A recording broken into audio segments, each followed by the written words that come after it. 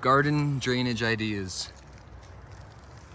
We have all the water coming from way up there. It comes down right along the path and waters our beautiful little plants that are just struggling this year. Cuts across over here.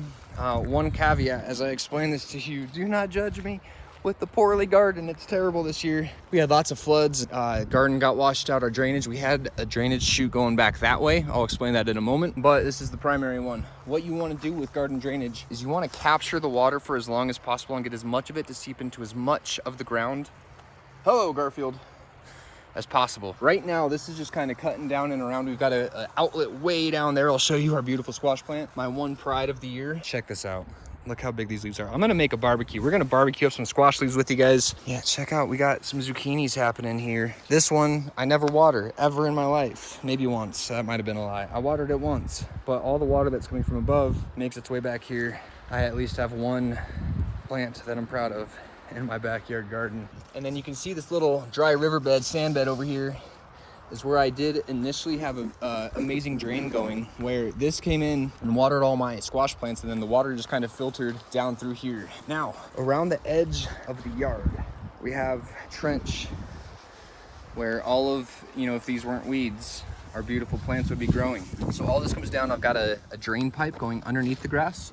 So in case it doesn't quite make it down and around, French drain going to the far other side. This is super cool, really excited about this. This is like a happy accident, Bob Ross. This is a French drain, meaning that there's holes in here. Because it's a French drain, the water in the pipe can evaporate. The roots can go down and kind of tap into that water because it's seeping out into the rest of the soil. Look how beautiful these seeds are. These plants, I just threw seeds everywhere. Reason why I'm explaining that one in great depth is this is not a French drain. It's just a pipe. There's no holes in it. Do you see the difference? Look at that. So that water comes from up here. That water comes from up there. This is French. We got some holes in it. Look how beautiful that is in comparison to this. This gets the exact same amount of sunshine, but because it's a perforated drain, it actually allows plants to get some of that water. And so I will be putting French drains all over my garden next year. If you want to really push the water in a specific direction, you can see this circles down and around to the backside. Let's check out the rest of the drainage over here. Like I said, you want as much water to go into as much ground as possible. So here I've got two little outlets. That way we could double the amount of irrigation that happens. And then up here, you're gonna have to use your imagination just a little bit. So again, all the water that was coming up here, seeping down and around all the way through here. You can kind of tell I've got a trench here. This is where the water came from above. It would split here, go that way and this way. So we're basically encapsulating, circling this whole little patch right here that gets a lot of sun in the afternoon. Hello, squash friends. See, it at least kind of worked, right? That guy, I haven't watered him by hand ever, but this wrapped around and then this filled up with sand, but you can see there's kind of like a hole down here. So all the water would just sit in here, and then this whole area on this big circular patch of weeds would just maintain the water. Same thing back here. The water that would come from above there comes down, circles around through here, gets my tree, gets my raspberry bush that the deer like to eat.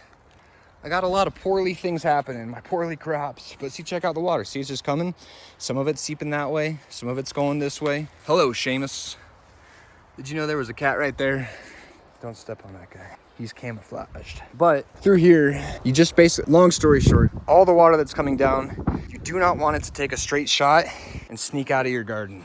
Capture as much as possible, zigzag it back and forth, circle it around so that it maintains the grade and the water keeps going down and around. The one plant that I am most excited about, all the water ends up draining back to here. So through the entire backyard, we have one outlet that tucks in underneath the fence right over here. Water coming from the gutters, down and around the yard, water from in front of the house, down around this side, zigzagging, swaling, circling back and forth. The water that's coming from above makes its way back here. I've got some shorter videos on explicit drainage things and French drains, gardening irrigation. Check those out. I don't have links anywhere, who knows, but yeah, in the springtime we'll do some more of these, and I won't have weeds everywhere. We'll have dirt, and we'll show you kind of how to make that thing. We'll draw some pictures. I like to draw pictures of how irrigation works because it helps you think through the entire process.